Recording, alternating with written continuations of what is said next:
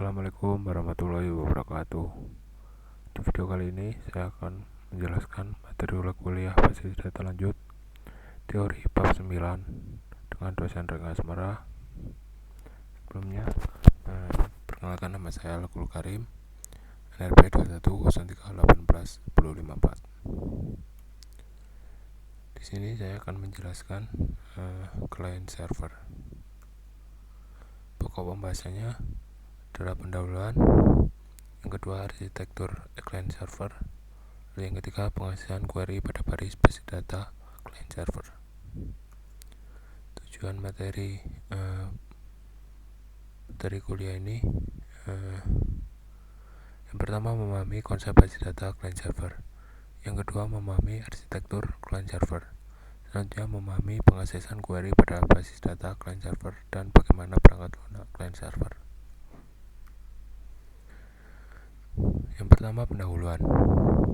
Aplikasi basis data terdistribusi dikembangkan dalam bentuk arsitektur client server. Kedua, teknologi client server berkembang secara cepat sebagai teknologi lanjut. Pada beberapa waktu yang lalu, saya sangat sulit memprediksi status saat ini teknologi client server yang terjadi saat ini. Hal ini sama sulitnya dengan memprediksi teknologi untuk beberapa tahun ke depan. Beberapa faktor yang berpengaruh pada fungsi client atau server atau keduanya melibatkan perangkat keras atau perangkat lunak, protokol network, teknologi LAN atau WAN, dan komunikasi. Penurunan biaya dari beberapa faktor tersebut menyebabkan semakin besar kemungkinan mempunyai sistem yang kuat. Arsitektur client server. Saat ini, arsitektur client server yang banyak digunakan dalam industri disebut two-tier arsitektur. Pada arsitektur ini, server mengirim data dan klien mengakses data. Server memainkan peranan yang dominan pada arsitektur ini. Keuntungan sistem ini adalah kesederhanaan dan kompatibilitas dengan sistem yang legal. Arsitektur client server yang dikembangkan kemudian adalah three-tier arsitektur. Pada model ini, layer direpresentasikan sebagai host, server, dan klien. Server memainkan peranan sebagai penengah dengan mengirim aturan bisnis, prosedur atau constraint yang digunakan untuk mengakses dari data host. Klien berbasis antar muka GUI dan beberapa aplikasi tambahan mengenai aturan bisnis. Kemudian server bertindak sebagai conduit of passing, memproses data dari host ke klien di mana kemudian diproses dari data host ke klien di mana kemudian diproses atau difilter dan dipresentasikan ke pemakai dalam format GUI. Antar muka pemakai aturan dalam pengaksesan data bertindak sebagai three-tier.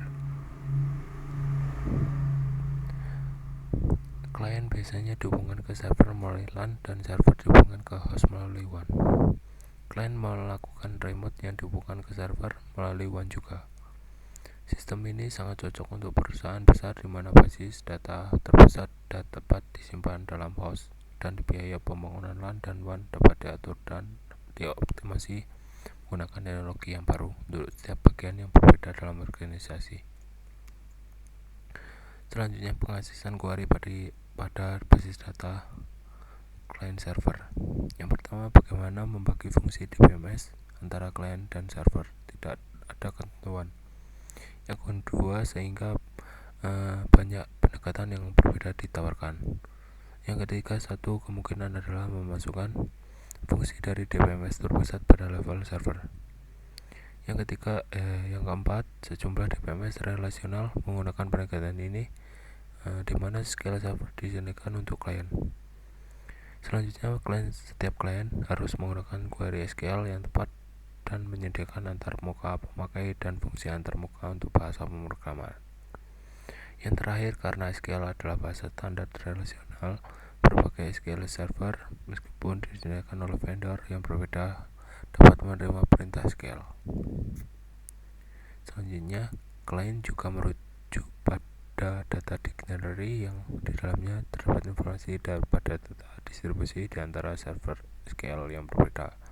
Sebagai modul untuk dekomposisi query global ke dalam sejumlah query lokal yang dapat dieksekusi pada berbagai tempat. Selanjutnya, interaksi antara klien dan server selama pemrosesan query SQL adalah sebagai berikut. A. Klien melakukan parsing query pemakai dan memecahkan ke dalam sejumlah query independen untuk setiap tempat. B. Setiap query tersebut dikirim ke server yang sesuai. C. Setiap server memproses query lokal dan mengirim relasi hasil ke klien. D. Klien mengkomodasikan hasil subquery untuk memproduksi hasil dari query asal yang dikirim. Selanjutnya, pada pendekatan ini, server SQL juga disebut transaction server atau database processor atau backend machine, sedangkan klien disebut application processor atau frontend machine.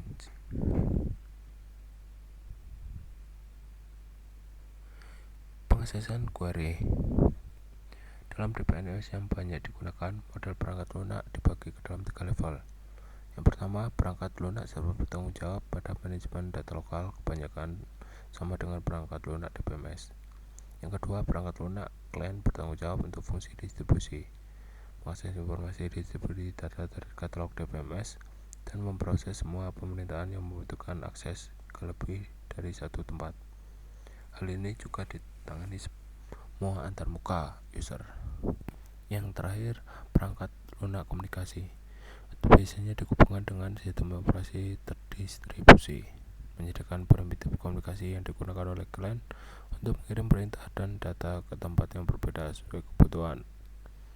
Hal ini bukan bagian dari yang terpenting dalam DBMS, tapi menyediakan primitif komunikasi dan pelayanan yang esensial.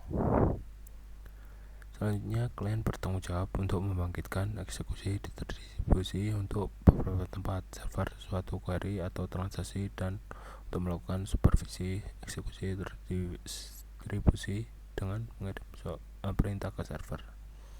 Selanjutnya, perintah ini termasuk query lokal dan transaksi yang dieksekusi selain perintah untuk mengirim data ke klien atau server lain. Fungsi lain dikontrol oleh klien atau di koordinator adalah menjamin konsistensi dari copy replika dari item data dengan teknik konkurensi kontrol distribusi atau global.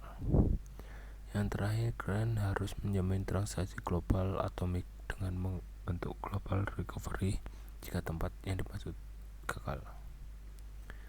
Selanjutnya, satu fungsi yang mungkin dari klien adalah menyembunyikan detail distribusi data dari pemakai yang memungkinkan pemakai menulis query global dan transaksi seperti base data yang terpusat.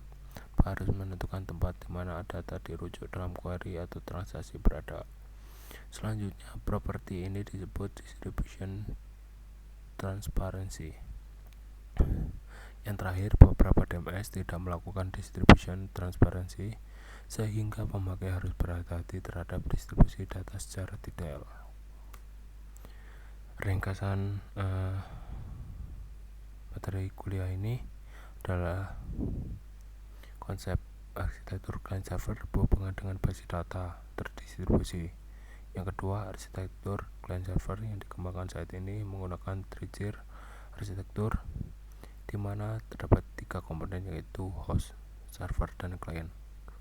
Yang ketiga, pengaksesan query dilakukan dengan cara klien melakukan permintaan query dengan mengirimkan subquery ke beberapa tempat server, dan setelah server mengirimkan hasilnya ke klien mengkomunikasikan hasil subquery ke query asal. Yang terakhir, modul perangkat lunak yang terdapat pada DBMS dapat dibagi dalam 3 level, yaitu perangkat lunak server, klien, dan komunikasi. Berikut adalah latihan soal pada bab ini. Latihan pertama, apa yang dimaksud dengan sistem client server? Jawabannya adalah client server adalah sebuah arsitektur jaringan yang memisahkan klien atau biasanya aplikasi yang menggunakan GUI dengan server. Masing-masing klien dapat meminta data atau informasi dari server. Latihan yang kedua adalah apa perbedaan konsep arsitektur client server yang ada sekarang dengan arsitektur sistem terdistribusi. Jawabannya adalah konsep arsitektur client server yang ada sekarang adalah pada arsitektur ini server mengirim data dan klien mengakses data. Server memainkan peranan yang dominan pada arsitektur ini. Keuntungan sistem ini adalah kesederhanaan dan kompatibilitas dengan sistem yang legal. Sedangkan pada konsep arsitektur sistem terdistribusi, sistem dianggap sebagai suatu set layanan yang disediakan untuk klien. Server dan klien diperlukan berbeda. Latihan yang ketiga, sebutkan bagaimana tugas host, server, dan server pada three-tier arsitektur. Jawabannya, server memainkan peranan sebagai penengah dengan mengirim aturan bisnis atau prosedur atau constraint yang digunakan untuk mengakses data dari host. Klien berisi antarmuka GUI dan beberapa aplikasi tambahan mengenai aturan bisnis. Kemudian server bertindak sebagai conduit of passing, memproses data dari host ke klien, di mana kemudian diproses atau difilter dan dipresentasikan ke pemakai dalam format GUI. Antarmuka pemakai, aturan, dan pengaksesan data bertindak sebagai three tiers. Klien biasanya dihubungkan ke server melalui LAN dan server dihubungkan ke host melalui WAN. Klien melakukan remote yang dihubungkan ke server melalui WAN juga. Selanjutnya latihan yang keempat, jelaskan bagaimana pengaksesan query dari klien ke server dan hasil query dari hasil server ke klien. Jawabannya, pengaksesan query dilakukan dengan cara klien melakukan permintaan query dengan mengirimkan subquery ke beberapa tempat server, dan setelah server mengirimkan hasilnya ke klien mengkombinasikan hasil subquery ke query asal. Selanjutnya latihan yang kelima, pertanyaannya, perangkat lunak apa saja yang diperlukan pada sistem client server? Jawabannya, yang pertama, perangkat lunak server bertanggung jawab pada manajemen data lokal, kebanyakan sama dengan perangkat lunak DBMS.